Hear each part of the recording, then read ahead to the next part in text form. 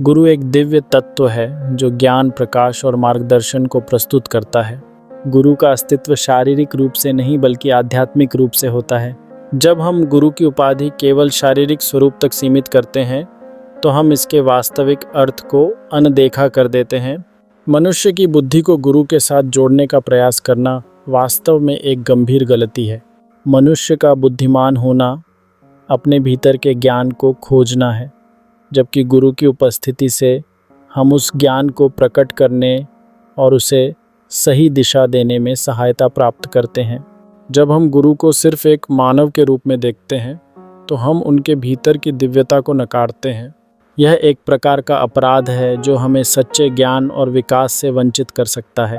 गुरु का कार्य है शिष्य को उसकी आत्मा की गहराइयों में ले जाना और उसे अपने भीतर के गुरु या आत्मज्ञान को खोजने में मदद करना। यदि हम गुरु में केवल मानव बुद्धि को देखते हैं तो हम साधना और आत्मा की गहराइयों में जाने से चूक जाते हैं।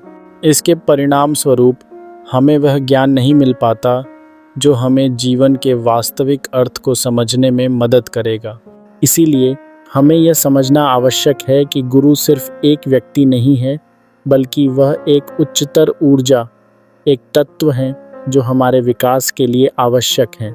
जब हम गुरु को केवल एक संगठन या व्यक्ति के रूप में सोचते हैं तो हम उसके गहन, आध्यात्मिक और शाश्वत पहलुओं की उपेक्षा करते हैं। यह समझना हमारे लिए महत्वपूर्ण है कि वास्तविक गुरु हमारे जीवन में ज्ञान का प्रकाश लेकर आते हैं। अंत में इस बात को ध्यान में रखना चाहिए कि गुरु तत्व का सम्मान करना और उसे सही रूप में समझना न केवल उचित है बल्कि हमारे आध्यात्मिक विकास के लिए आवश्यक है।